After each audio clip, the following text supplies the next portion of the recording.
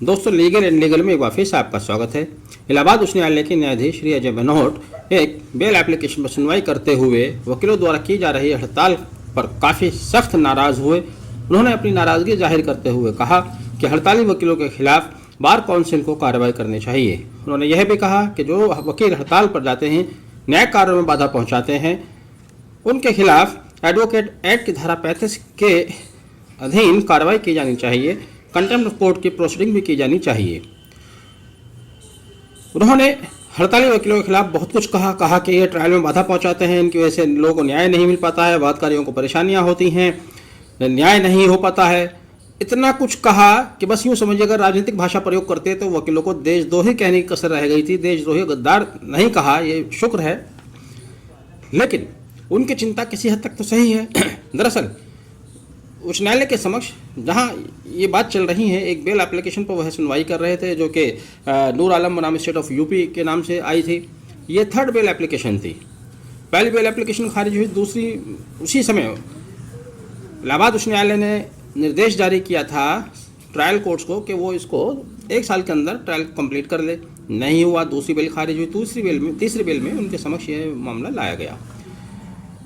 गुस्सा होने की वजह यह रही, ठीक इसी जैसा एक मामला अमिताभ श्रीवास्तव नाम स्टेट ऑफ यूपी में भी इसी तरह की ट्रायल कोर्ट की रिपोर्ट आई कि साहब वकीलों द्वारा लगातार की जा रही हड़ताल की वजह से ट्रायल आगे नहीं बढ़ पा रहा है। तो जिसको लेकर इलाहाबाद उच्च न्यायालय के न्यायाधीश महोदय अपना गुस्से में आए, नाराज़गी में आए, उस तरह से उन्होंने अपना गुस्सा नाराज़गी जाहिर की। लेकिन यहाँ पर हमारा कहना यह है कि उनकी बात किसी हद तक सही है, लेकिन पूरी तरह सही है इसकी कोई गारंटी नहीं दी जा सकती, क्योंकि न्यायालय में कार्य बाधित होने का एकमात्र कारण केवल और केवल वकीलों द्वारा की जाने वाली हड़ताल नहीं है, बल्कि इसके दूसरे पहलू भी हैं। उस पर माननीय इलाहाबाद उच्च न्यायालय को विचार करना चाहिए। लेकिन अफसोस की बात यह है कि आज तक माननीय उच्च न्यायालय इलाहाबाद या किसी भी उच्च न्यायालय या सुप्रीम कोर्ट ने कभी दूसरे पहलू पर गौर ही नहीं किया। अगर आप देखें, साल में 1 महीना न्यायाधीश महोदय जून में छुट्टी चले जाते हैं, समर वैकेशन, जबकि समर वैकेशन का आज के दौर में कोई सेंस पैदा नहीं होता, जिसकी वजह से उनका काम सेशन क्रिमिनल कोर्ट्स पर चला जाता है। फौजदारी अदालतें अपने कार्य को नहीं कर पाती, डिस्टर्ब हो जाती हैं। फिर जब वो लौट कर आते हैं, लोग फाइलों को ढूंढते रहते हैं। कुल मिलाकर 1 महीने की छुट्टी की वजह से 2 महीने का कार्य बाधित होता है। इसके अलावा हर साल ट्रांसफ़र लिस्ट आती है। ट्रांसफ़र लिस्ट आने से पहले ही न्यायाधीश महोदयों को पता चल जाता है कि किसका ट्रांसफ़र होने जा रहा है, किसका रुकने जा रहा है, किसका कहाँ जा रहा है। वो अपनी अपनी कोशिशों में लग जाते हैं, तैयारियों में लग जाते हैं, पहले से काम छोड़कर बैठ जाते हैं। जब न्यायाधीश दूसरे आकर पदभार ग्रहण करते हैं, उनको कार्य समझने में समय लगता है। तो इस तरह से ट्रांसफ़र मंथ्स में 2 महीने काम वहाँ पर व्यर्थ हो जाता है। इसी तरह से बहुत सारे कारण हैं जिनकी वजह से भी न्यायिक कार्य में बाधा पैदा होती है। इसके अलावा मेरा निवेदन है, न्यायाधीश अजय भनोट या कोई भी न्यायाधीश किसी सादी यूनिफॉर्म में आए, 10:30 बजे, पौने 11 बजे, 11 बजे के बीच में न्यायालयों का भ्रमण करें। आप पाएंगे कि 10% न्यायाधीश भी अपनी सीट पर 11 बजे से पहले आकर नहीं बैठते। 3:30 बजे के बाद आप न्यायालय का भ्रमण करें, न्यायाधीश आपको सीट पर नहीं मिलेंगे।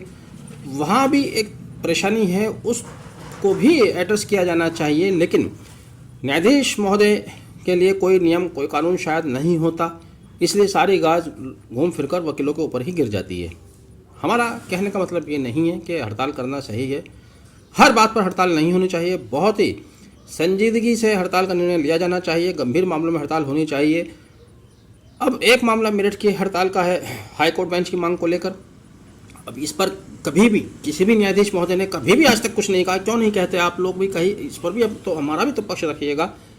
मेरठ, मुरादाबाद, हापुड़, बुलंदशहर, गाजियाबाद, नोएडा, मुजफ्फरनगर, सहारनपुर, यहाँ के वकील, यहाँ के वादकारी 600, 700, 800 किलोमीटर इलाहाबाद जाते हैं। क्यों नहीं आप उनको एक बेंच यहाँ दिला देते? क्यों नहीं आप सरकार से आग्रह करते? आप तो सरकार से कोई भी कानून बदलवा देते हैं, बहुत सारी असीम शक्ति आपके पास हैं, कुछ भी अपनी बात मनवा लेते हैं। तो आपने कभी इस बात पर गौर क्यों नहीं किया? आप कहते हैं न्यायिक कार्य में बाधा आ रही है, न्यायिक कार्य में गति नहीं आ रही, आप त्वरित न्याय कैसे दे पाएंगे? केवल देखिए, एक पहलू को देखना सही नहीं है। आप न्यायाधीश हैं, न्याय करना आपका कर्तव्य है।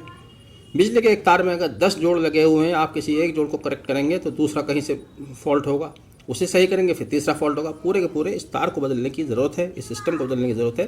पूरे पक्ष पर खुले दिमाग से विचार करना चाहिए। आपने वीडियो आखिर तक देखा, thank you, have a nice day.